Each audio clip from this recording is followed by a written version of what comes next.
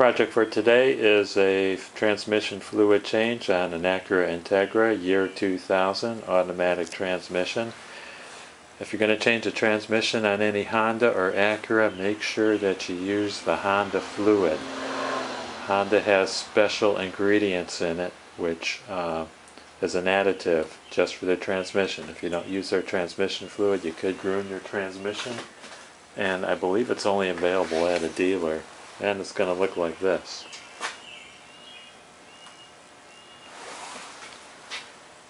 Alternately, there are some manufacturers that make Honda additive transmission fluid. I found some Valvoline Max Life. If you do find a non-Honda fluid, make sure you check on the back, like it says right here. It does meet the specifications for Honda. See, I'm not lying. There we go. Before you change the fluid, make sure you warm up the car. Warm fluid has a better ability to attract sediment and flush it out with the system.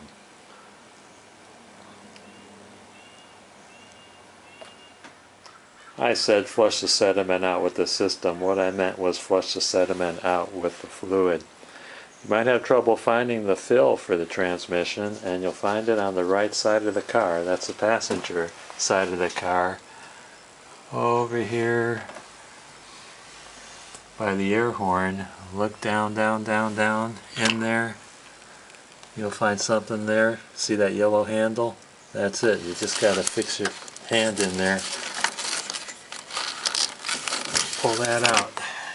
That's what the dipstick looks like. And there's marks in there. See the hash lines? The hash lines, there's a mark at the top and a mark at the bottom. You can see this looks pretty low, but the distance between the two marks is 1 pint, not 1 quart.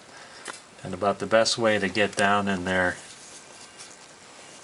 and fill it is to use a device like this. Use a funnel with a tube, and it just goes down in there, and that's how we fill it.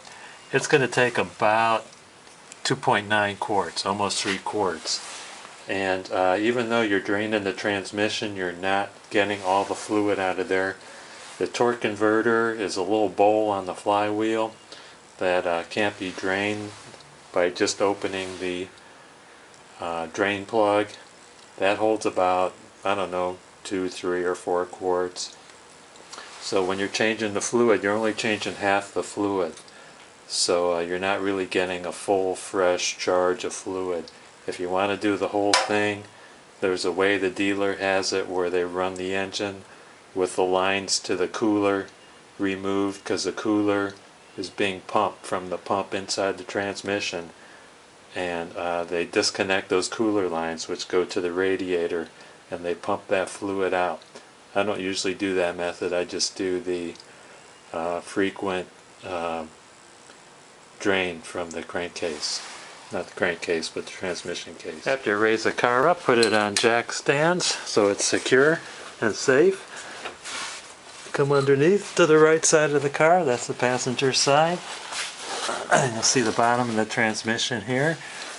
And right there is a drain bolt. And it's designed to take a drive from a 3/8 inch ratchet. So you just put the ratchet in there.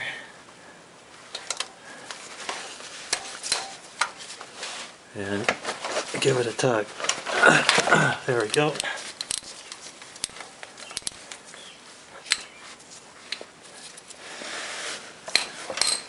This time I'm not going to let the fluid pour down on my trouble light like I did last time. That was a bit messy, but you can't see it, can you? Get the light in a good place there.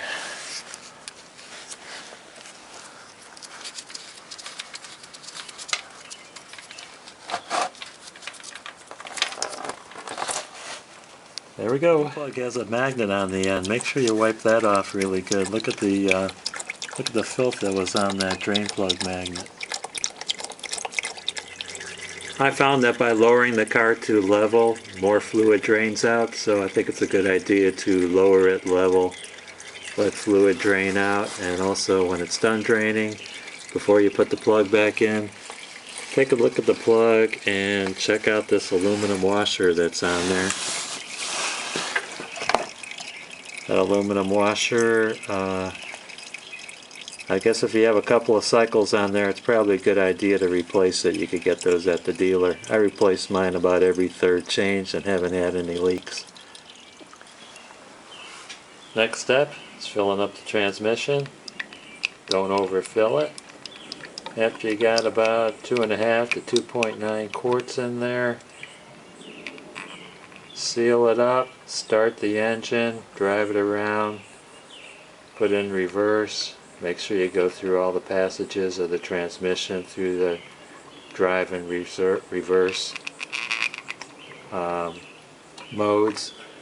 Park it on a level surface, shut off the engine, take out the dipstick, clean it off, put it back in and check the level, and then you're done.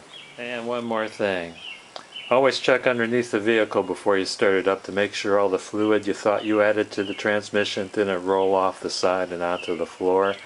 And also, this transmission does not have a filter that I know of.